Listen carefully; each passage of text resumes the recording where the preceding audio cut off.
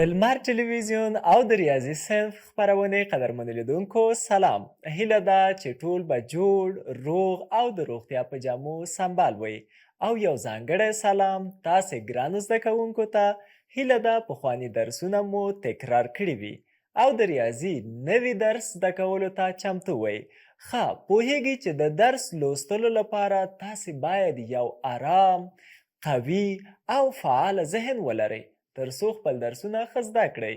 د حافظې د پیاوړي کولو یوه لاره د ریاضي د پوښتنو حل کول دي چې تاسې سره مرسته کوي په عملي توګه خپل درسونه زده کړئ. د دې ترڅنګ د قرآن کریم تلاوت وکړئ، شعر په یاد کړئ او همداشان مطالعه وکړئ. کتابونه ډیر ولولئ او تل خپل درسونه تکرار کړئ. انشاءالله چې تاسې ټول خواږه زده کوونکي له دې لارو چارو ګټه واخلئ ترڅو قوي ذهن ولرئ. نو راځئ موږ خپل درس هم پیل کړو او د خپرونې په پیل کې به د نننۍ خپرونې د زده کړې موخه په ګډه سره وګورو. د زده کړې موخه د مثلثونو انطباق مننه. ضلع هو، لکه څنګه چې وینئ نن به موږ او تاسې د مثلثونو د انطباق مننې د هغه حالت په اړه زده کړه وکړو چې ضلع حالت ولري. ګرانو زده کوونکو، لکه څنګه چې مو وویل نن به د مثلثونو د انطباق مننې او د هغو په اړه زده کړه وکړو چې د ضلع حالت ولري. او هو، دا خو مو په یاد دی چې په تیرو درسونو کې مو د مثلثونو د انطباق مننې ځینې حالتونه لکه زاویه، ضلع، زاویه او ضلع مو زده کړل. او نن داسې یو حالت لولو چې که په دوه او یا له دوو څخه په ډیرو مثلثونو کې شتون ولري، مثلثونه انطباق منونکي دي. راځئ په ګډه یې وګورو. که چیرې د یوه مثلث درې ضلعې د بل مثلث له درې ضلعو سره مساوي یا برابرې وي، دا دواړه مثلثونه یو بل سره انطباق منونکي دي چې د مثلثونو د انطباق مننې دې حالت ته په ساده توګه د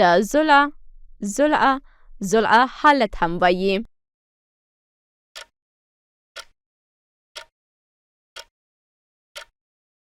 ګرانو زده کوونکو، وویل شول چې د مثلثونو انطباق مننې له حالتونو څخه یو د ضلع حالت دی.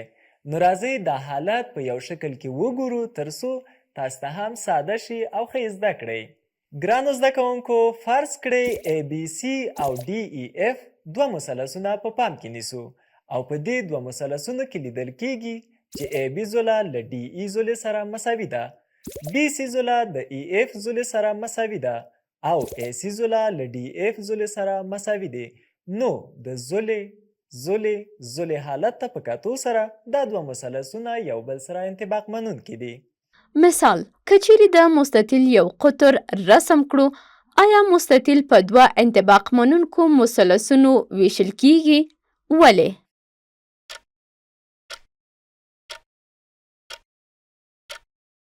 ګلالو زده کوونکو، ډیر ښه مثال مو په ګډه ولید. اوس نو راځئ چې حل یې کړو او وګورو چې که د یو مستطیل قطر رسم شي، آیا مستطیل په دوه انطباق منونکو مثلثونو باندې ویشل کیږي؟ قدرمنو لیدونکو او ګرانو زده کوونکو، د دې مثال د حل لپاره د مستطیل شکل په پام کې نیسو او په PQRS یې نوموو او له Q راز څخه R ته یو قطر رسموو. لکه څنګه چې وینئ QR قطر د PQRS مستطیل د PQR او QRS دوه مثلثونو باندې وویشلو. نو ښکاري چې دا دوه مثلثونه یو بل سره انطباق منونکي دي، ځکه پوهیږو چې په هر مستطیل کې هغه مستطیلې اضلاع چې د مستطیل اوږدوالی جوړوي له یو بل سره مساوي او موازي دي، او همدارنګه دوه مخامخ ضلعې چې د مستطیل سور جوړوي له یو بل سره مساوي دي.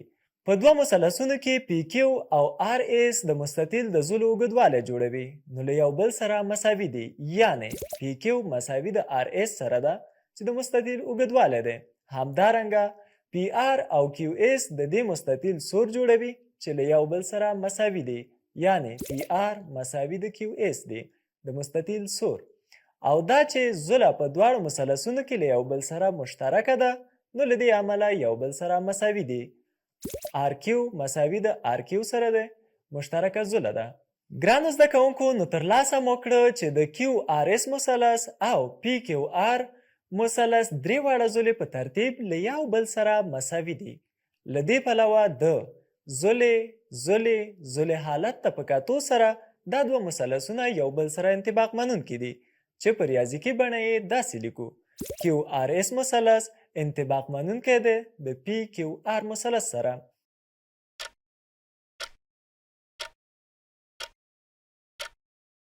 قدرمنو لیدونکو او لایقو زده کوونکو دا هم باید ووایم چې د انطباق منلو له دې خاصیت څخه په ډیره ساده توګه او د ژوند په خورا ډیرو برخو کې ګټه اخیستل کیږي.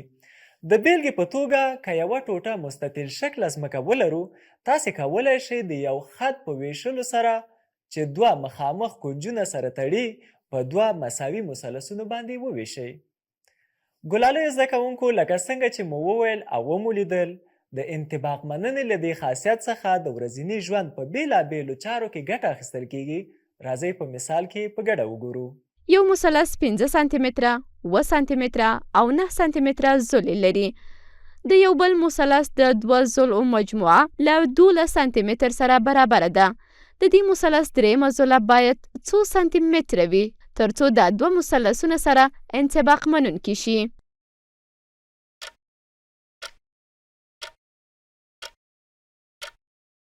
د دې پوښتنې د حل او ځوابولو لپاره یوه مشهوره وینا ده چې وایي په پوښتنه پوهېدل نیمایي ځواب دی. موږ او تاسې هم د دې لپاره چې د دې پوښتنې په موخه ښه وپوهېږو مثلثونه له راکړل شویو اضلاعو سره رسم کوو.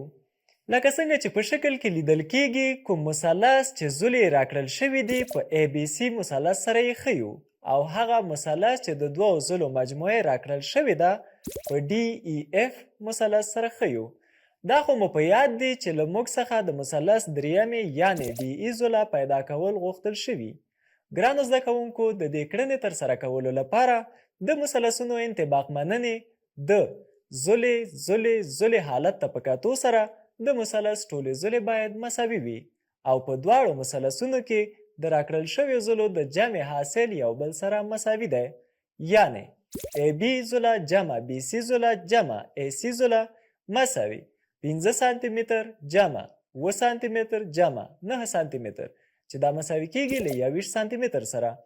نو د ډي ای اف مثلث د اضلاعو مجموعه هم باید له 21 سانتي متر سره مساوي وي.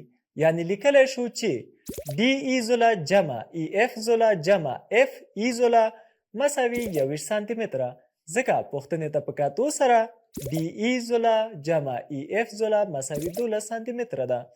نو دا قیمت په معادله کې وضع کوو. 12 سانتي متره جمع اف ای زوله مساوي 21 سانتي متره، اف ای زوله مساوي کیږي 21 سانتي متر منفي 12 سانتي متر، اف ای زوله مساوي کیږي 9 سانتي متر سره.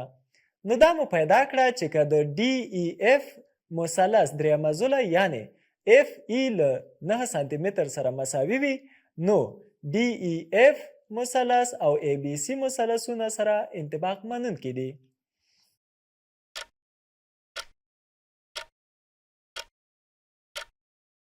قدرمنو لیدونکو او ګرانو زده کوونکو دویم مثال مو ولید او حل مو کړ. اوس هم غواړم چې دریم مثال په ګډه سره وګورو ترڅو موضوع په ښه ډول درک کړئ او ورباندې پوه شئ. لکه څنګه چې ګورئ د ای بي سی او ای بي ډي دوه مثلثونه ای بي مشترکه قاعده لري او بي سی زوله له ای ډي او ای سی له بي ډي سره مساوي دی. ستاسې په اند دې شکلونو ته په کتو سره کومه رابطه سمه ده؟ ای بي ډي مثلث منطبق دی د ای بي سی مثلث سره. بي ای بي سی مثلث منطبق دی د ای بي ډي مثلث سره.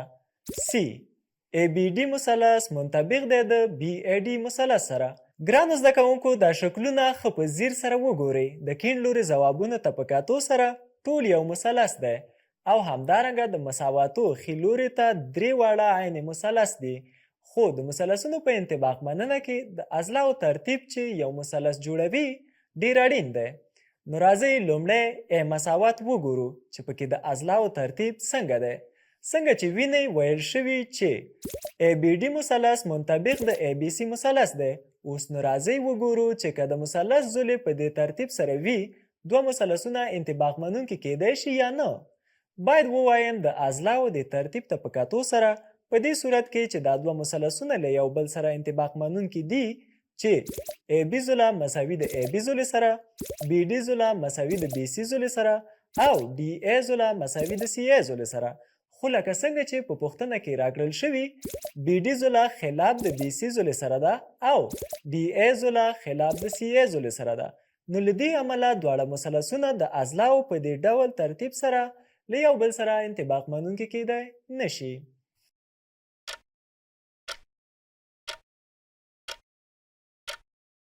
ګرانو زده کوونکو، هیله ده چې تر دې ځایه به په درس باندې ښه پوهېدلي وئ. اوس هم راځئ چې د بي مساوات وګورو چې د اضلاعو ترتیب یې په څه ډول دی. ګلالیو زده کوونکو ښه په ځیر سره وګورئ چې که د مثلث اضلاعې په دې توګه وي دوه مثلثونه انطباق منونکي کیدای شي او که نه. یعنې د مثلث د اضلاعو د ترتیب ته په کتو سره په دې صورت کې مثلثونه انطباق منونکي دي چې ای بي زوله مساوي د ای بي زولې سره، بي سي زوله مساوي د بي ډي زولې سره او سی ای زوله مساوي د ډي ای زولې سره وي. خو لکه څنګه چې په سوال کې راکړل شوي بي سي زوله خلاف د بي ډي او سی ای زوله خلاف د ډي ای زولې ده، له دې امله دواړه راکړل شوي مثلثونه د اضلاعو په دې ترتیب سره انطباق منونکي کیدای نشي.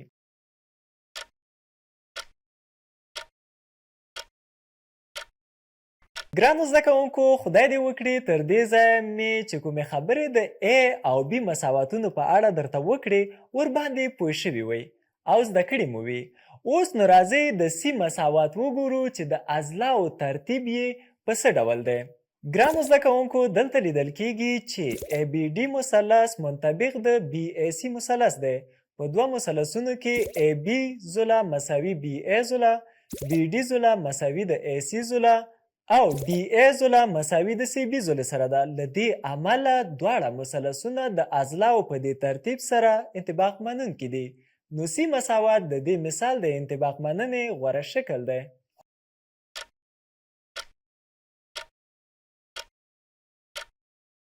هو قدرمنو لیدونکو او ګرانو زده کوونکو، دا هم د پوښتنې دریم مساوات و چې قدم په قدم مو حل کړ او هیله ده چې ښه ورباندې پوه شوي وئ.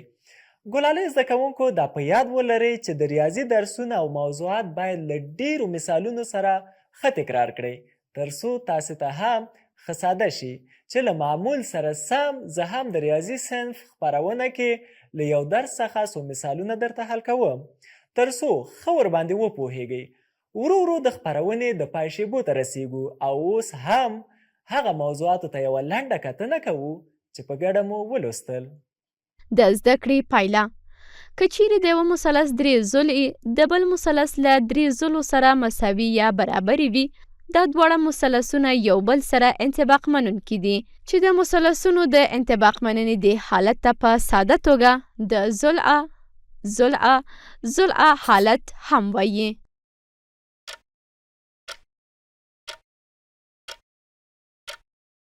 د ریاضي صنف خپرونې قدرمنو لیدونکو او ګرانو زده کوونکو، زموږ نننۍ خپرونه همدلته پای ته رسیږي او تر بلې خپرونې چې زه مو په چوپړ کې حاضرېږم، تاسې ټول په لوی او بخښونکي خدای سپارم. الله مو مل.